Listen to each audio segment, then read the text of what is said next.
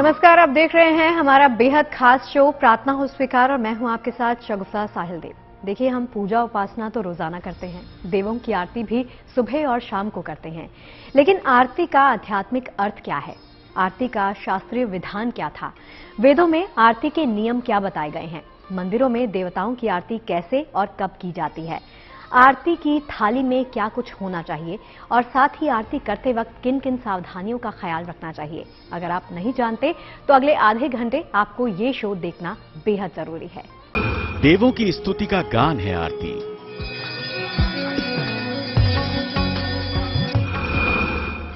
आरती में समाई है दैवीय शक्तियां।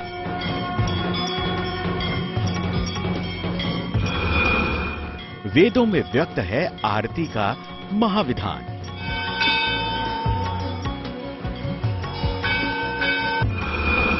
भगवान शंकर की होती है भस्म आरती।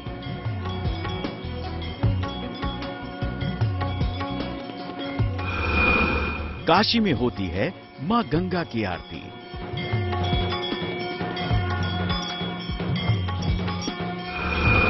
आरती देवताओं का होता है गुणगान।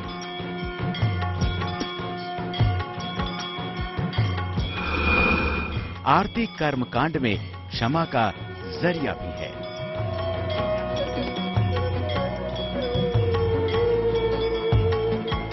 कहते हैं कि हाथों में घी का दीपक लेकर सच्चे मन से आस्था के साथ गाकर अगर भगवान को पुकारा जाए तो भगवान जरूर आते हैं।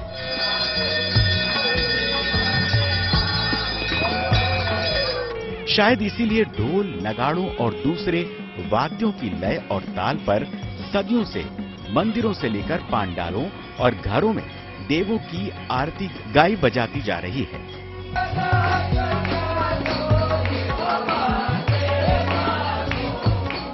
लेकिन आरती कोई लोक विधा नहीं है, बल्कि आरती की व्याख्या वेदों में भी की गई है। स्कंद पुराण में कहा गया है, मंत्रहीनम क्रियाहीनम यत् कृतं पूजनम हरेः सर्वं संपूर्णतामेति कृते निराजने शिवे। अर्थात पूजन मंत्रहीन या क्रियाहीन होने पर भी निराजन यानी आरती कर लेने से उसमें सारी पूर्णता आ जाती है। इसीलिए आरती को आरात्रिक या आरार्तिक और निराजन भी कहते हैं। पूजा उपासना के अंत में आरती की जाती है, जिससे जो त्रुटि पूजन में रह जाती है वो आरती से पूरी हो जाती है। श्री विष्णु धर्मेत्तर में कहा गया है, धूपम चारात्रिकम पश्येत काराभ्याम च प्रवंदेत कुलकोटिम समुद्धृत्य याते विष्णोः परम पदम। अर्थात जो धूप और आरती को देखता है और दोनों हाथों से आरती लेता है, वो करोड़ पीढ़ियों का उद्धार करता है और भगवान विष्णु के परम पद को प्राप्त होता है। मान्यता है कि भगवान का गुणगान करने वाली आरती उनके भक्तों को भक्ति के सरोवर में डुबोने का जरिया बन जाती है। इसीलिए माना यह जाता है कि ईश्वर की पूजा का कोई भी कर्मकांड आरती के बाद ही संपूर्ण होता है। देखिए, हमारे सनातन धर्म और हिंदू धर्म की जो पूजा पाठ की पद्धति रही है, उसमें अंतिम चरणों का ये क्रम है। इसको पूर्णाहुति भी कह सकते हैं कि जब कोई भी अनुष्ठान पूजा पाठ पूर्ण होता है और जिस देवी देवता के लिए वो आराधना अनुष्ठान किया जाता है, उनके लिए ही अंतिम चरण में आरती करते हैं। आरती करने के समय और विधान के साथ आरती के समय कैसी सावधानी रखनी चाहिए, ये सब तो हम आपको बताएंगे ही, लेकिन उससे पहले हम आपको बताते हैं कि आरती करने के आखिर फायदे क्या होते हैं। आरती करने से मानसिक शांति मिलती है, आध्यात्मिक विकास होता है, वातावरण से वायरस दूर होता है, वातावरण सुगंधित बनता है, मंत्रों की कमी पूरी करती है आरती। आस्था के साथ की गई आरती पूर्ण फल देती है। आरती करने से जो आरती की ऊर्जा जो उसमें से जो जोत जलती है और जब उसमें से जो ऊर्जा निकलती है उससे मंदिर का गर्भगृह सुगंधित होता है और वहाँ से वातावरण पूरे नगर का और देश का सुगंधित होता है।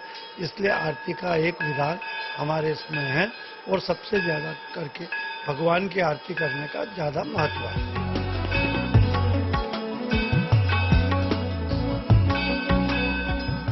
मंदिरों में देवों की रोजाना 5 बार आरती करने के विधान को बताया गया है।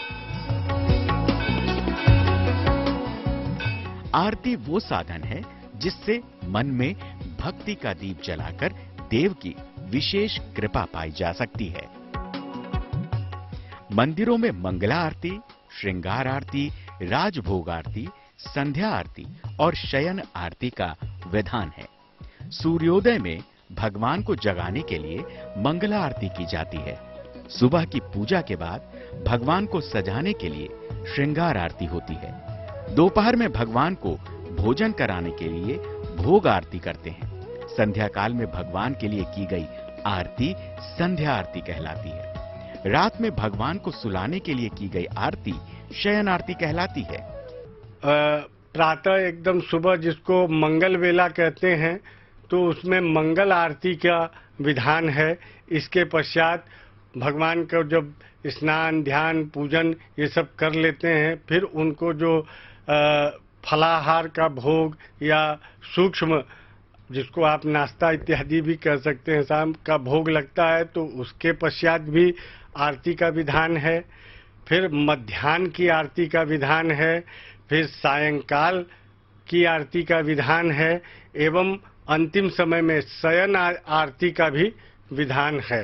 मंदिर के अंदर तो अलग अलग विधान है पर प्रातःकाल आरती जो होती है जिसको सारे मंदिरों में मंगला आरती बोलते हैं और उस आरती को भगवान को ही पहले देने का होता। देव वंदनम, देवता को आरती दी जाती है और उसके बाद में हम लोग लेते हैं जिससे हमें ऊर्जा प्राप्त होती है, भक्तों को ऊर्जा प्राप्त होती है। कई मंदिरों में इन 5 आरतियों के साथ साथ पूजा आरती और धूप आरती का भी विधान बताया गया है। जिस तरह शास्त्र भगवान की 5 बार आरती के बारे में बताते हैं वैसे ही शास्त्र आरती के 5 प्रकार भी बताते हैं। पहली आरती दीपमाला से की जाती है। दूसरी आरती जल युक्त शंख से की जाती है। तीसरी आरती धुले हुए कपड़ों से की जाती है। चौथी आरती आम या पीपल के पत्तों से करते हैं। पांचवी आरती साष्टांग दंडवत होकर करते हैं। पंचमुखी आरती होती है, 11 मुखी आरती होती है, एक मुखी की आरती होती है। जिस मंदिर की जैसी प्रथा होती है उस मंदिर के अंदर देवालय के अंदर उसको आरती को इन चीजों से सजाया जाए। चांदी की आरतियाँ होती है, तांबे और पीतल की आरतियाँ होती हैं।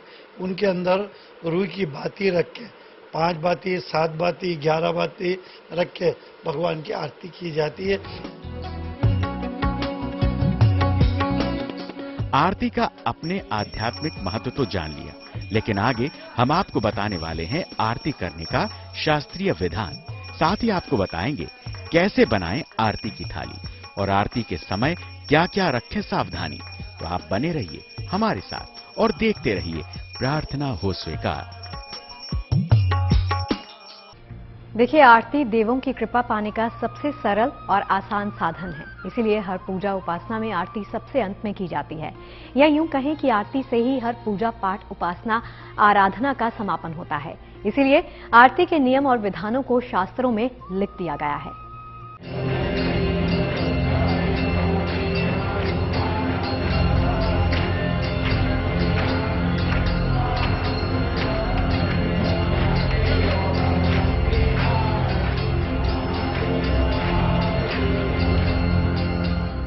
सनातन परंपरा और हिंदू धर्म में किसी भी पूजा उपासना आराधना में आरती का विशेष महत्व है।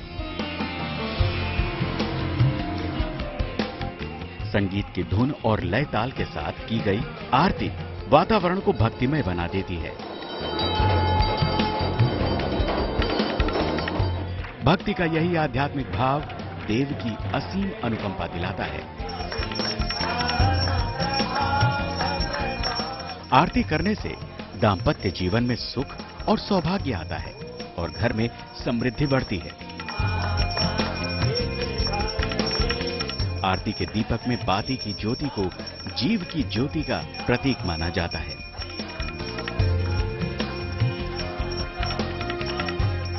इसीलिए पुराणों में कहा गया है कि कोई व्यक्ति अगर मंत्र नहीं जानता, पूजा पाठ का विधान नहीं जानता और केवल आरती करता है तो भी उसे पूजा का पूर्ण फल मिलता है।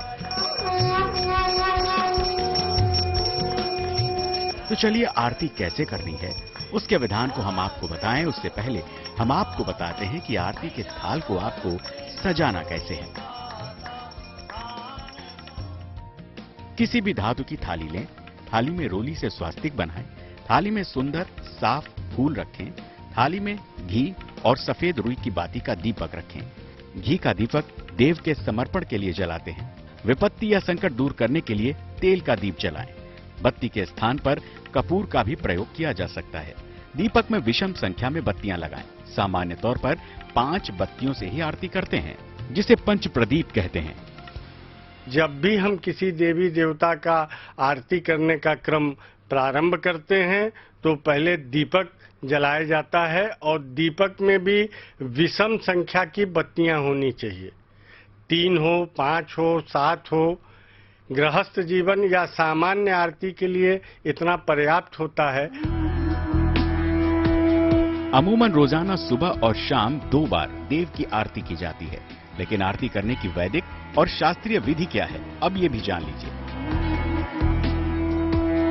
वैसे तो वैदिक काल में संध्या पूजन का विधान है, जिसमें प्रकृति पूजा होती है, लेकिन मंदिरों में पूजन के बाद से आरती का चलन बढ़ता चला गया। स्कंद पुराण में सबसे पहली बार आरती का जिक्र मिलता है। आरती से पहले भगवान गणपति का ध्यान करें।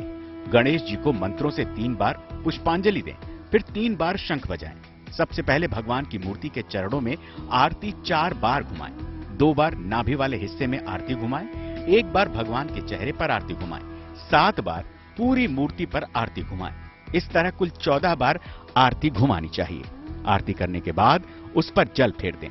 प्रसाद के रूप में वही जल सभी पर छिड़के।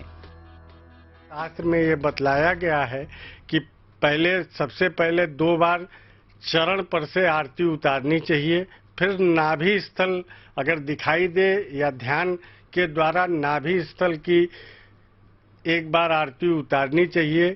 पुनः ईश्वर या देवी देवताओं के जो मुखाकृति होती है उसकी 3 बार आरती उतारनी चाहिए।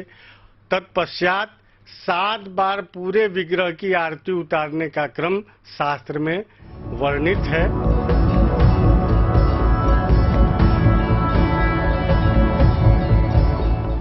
मान्यता है कि आरती के दीपक में ईश्वर की शक्तियां समाहित हो जाती हैं। इसीलिए आरती करने का ही नहीं, आरती देखने का भी बहुत बड़ा पुण्य है।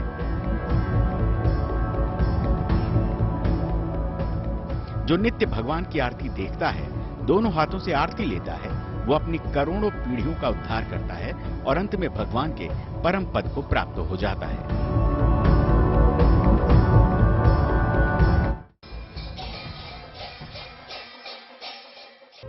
और चलिए, प्रार्थना हो स्वीकार के आज के इस अंक में फिलहाल के लिए इतना ही। इजाजत दीजिए, लेकिन आप बने रहिए गुड न्यूज टुडे के साथ। नमस्कार।